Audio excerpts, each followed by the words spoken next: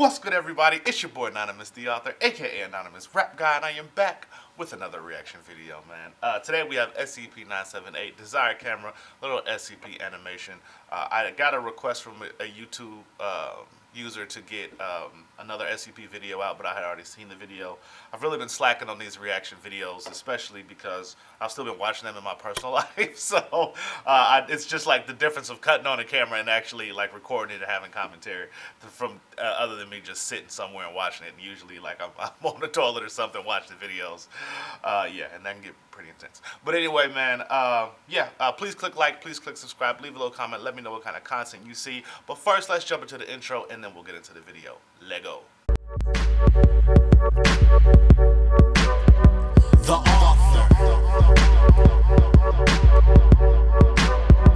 The author. Spit flows, rip shows, a monster. Money over the bitches is what they talking. Slick talk with pain and torture. In June of 1985, Mark Johnson and his wife of 10 years, Sophie, were on vacation in Myrtle Beach having a great time. While they relaxed on the sand, Sophie decided to take a picture of her husband for their scrapbook. So she pulled out the Polaroid Supercolor 645 that she'd bought specifically for the trip. She pressed the button, waiting for the picture to print, pulled it out, and shook it. What she expected to see was a shot of Mark lying on his beach towel. What she got was a picture of her husband in the arms of his secretary. They say that a picture speaks 1,000 words, but this particular camera takes pictures that are worth even more than that. When developed, the pictures taken with this normal-looking Polaroid camera reveal the innermost desires of the person being photographed. Welcome to the story of SCP-978, the Desire Camera. The main reason the Foundation keeps SCP-978 under wraps is due to its use as an easy form of blackmail. All anyone with access to the camera would have to do is snap a few covert photos, and they'd have instant dirt on the world's most powerful people. To further stop this camera from falling into the wrong hands, the containment guidelines strictly forbid the use of the camera for anything other than simple documentation, and all uses of it must be thoroughly logged and checked. So, now that you know what the camera does, it's time to look at what kinds of strange and mysterious photos it's taken. After all, who doesn't want a chance to gain insight into the minds of the Foundation's most famous and dangerous inmates? First, to serve as a control, the team took a photo of a blue office chair. No change was recorded, proving that the camera didn't work on non-anomalous inanimate objects. Some of the earliest tests of the camera were the photos that the research team took of each other. One by one, the doctors and their assistants were photographed in neutral poses, smiling as if for a completely normal photo. Right. Then they waited while the photos developed like normal Polaroids. What would be y'all desires, man? Most of the Mine would research probably be team some had kind minimal of changes in their photos. meal. One was shown Steak, slouched probably. in his chair drinking from a flask. Filet One mignon, was fried shown rice? in her civilian clothes, getting ready to go home from work. One doctor was in the exact same pose, but with a different colored tie on. The last assistant photographed, however, had their picture come out wildly different than how they were posed. Their desire revealed by the camera was so shocking that it had to be redacted, and the assistant was placed on temporary psychiatric leave. What? Following this first successful test, the doctor in charge of the project ordered a second round of tests to be conducted, this time on a series of D-Class personnel. A picture of one D-Class, who was photographed while eating in the cafeteria, showed up as scuba diving on vacation with his wife and child. Oh, that's He was sweet. allowed to keep the picture afterwards. Another had a similar result. He was photographed in a neutral pose like the members of the research team had been, and when the picture developed, the D-Class was seen holding a smiling baby, whom he identified as his 1-year-old daughter. After Aww. that, the results of the SCP-978 test started to get a little, well, weird. A notoriously twisted D-Class known as 7294 was photographed in his cell, and when the Polaroid developed, he was in the same cell playing a cello made out of a dismembered mannequin. D-217-017 was a late-stage victim of SCP-217, a virus that turns organic matter into metal. You would assume that her innermost desire would be to be cured of her disease, but when she was photographed in her cell, the resulting Polaroid showed her completely made of metal, kneeling and praying at the base of a black obelisk. One D-Class, who had been rendered comatose and was on life support, was photographed in their hospital room. Their picture showed them as only a limp, deflated skin in their photo. The photograph of another D-Class, who had become increasingly listless and apathetic since their integration into the D-Class program, resulted in a picture that was exactly the same as they appeared in reality, except the light in their cell was slightly dimmer. Intrigued by these results, the research team wanted to see how the camera would react to SCP-148, a type of metal that blocks the psychic properties of other SCPs. A helmet was made from the material and placed on a D-Class who was given an adult magazine to read while his photo was taken. When the photo was developed, it was extremely blurry. Upon close analysis, the figure of the D-Class reading the magazine could still be made out, and around him the faint images of several nude people could be seen.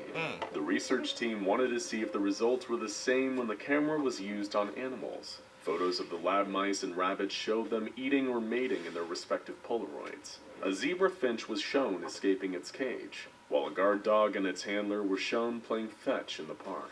When cockroaches were photographed, there was no difference visible between the picture and reality. But the most exciting test results came when the camera was tested on other SCPs. For a few of the SCPs tested, there was no visible difference between the picture and reality.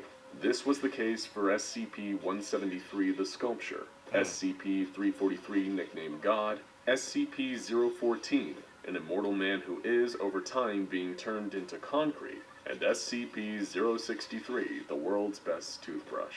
When SCP-035, I'm not familiar with 063, mask was photographed in its glass case, the picture showed an unidentified individual wearing the mask, sitting on a throne and surrounded by 3 masked corpses. The team took a picture of SCP-043, a haunted copy of the White Album that was being interrogated while on a turntable. In the picture, the album was being returned to its sleeve. They then photographed SCP-049, the Plague Doctor, standing in his cell. In the picture, the Plague Doctor is hugging an unidentified small child, and surrounded by instances of SCP-049-2. When they took a picture of SCP-050, a mischievous statue of a monkey reading a book, the result was predictably playful, given that SCP's history of pulling pranks. The photo that came out of the camera showed the camera itself, with another picture of itself coming out of the developing slot. Microscopic analysis revealed that this recursive photography kept going until the cameras in the pictures of the other cameras were too small to see. The team next photographed SCP-053, the young girl, and the photo was taken as the young girl was drawing with crayons in her cell. Of course. In the picture, she was riding through a sunny field on the back of her friend SCP-682. Shout out to 682. SCP-053 and SCP-682 were even wearing matching bows, dresses, and pink nail polish. When they took a picture of SCP-096, the Shy Guy, though, the picture showed SCP-096's cell with nothing in it. SCP-085, which makes sense, the Shy Guy, sketch known as Cassie, was photographed tinkering with a drawn car. In the developed photo, Cassie was engaged in the same activity, but both she and the car were now 3-dimensional. The team took a photo of SCP-106, the Old Man, emerging from a wall within his cell. When the photo developed, it showed the old man roaming a wheat field near an old farmhouse. From the porch of the farmhouse, an older woman is greeting SCP-106 with open arms. They also took a photo of SCP-168, a sentient calculator sitting on a table in its containment cell. A sentient calculator? Some of these SCPs just get crazy. Math homework using the calculator.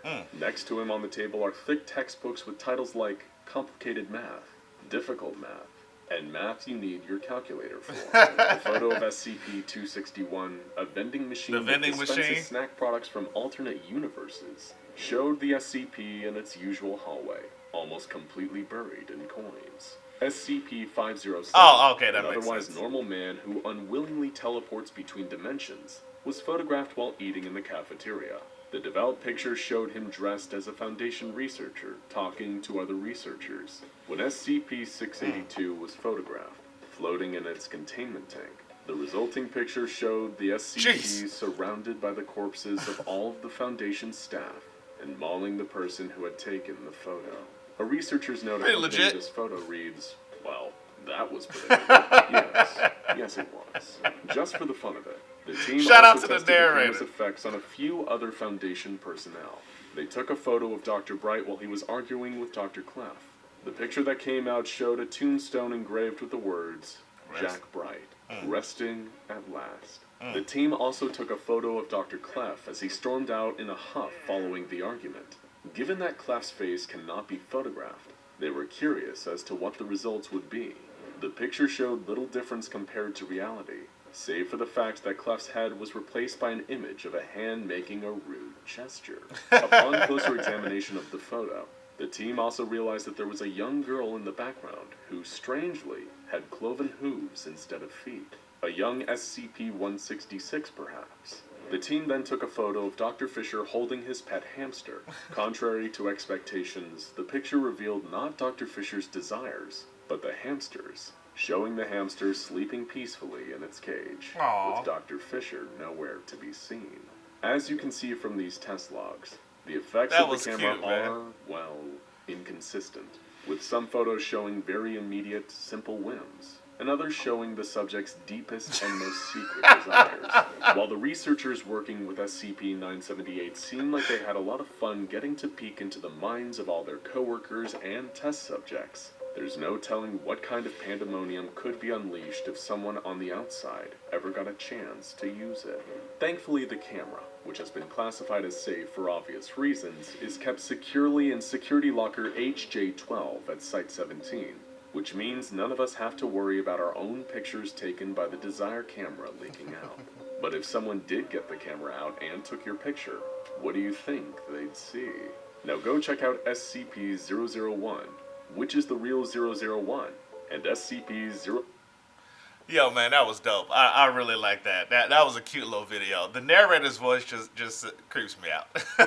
Honestly, it gets to me. Hey guys, thanks for checking me out today. Before you leave, check out the Patreon. I got a link down in the description. Please subscribe and leave a comment to let me know how I can make my content better, or any kind of content that you guys want to see. Click like so YouTube can know that I'm a pretty dope reactor, and leave any thoughts that you guys have today, guys. Peace. And I just really want the simple life, simple cars, simple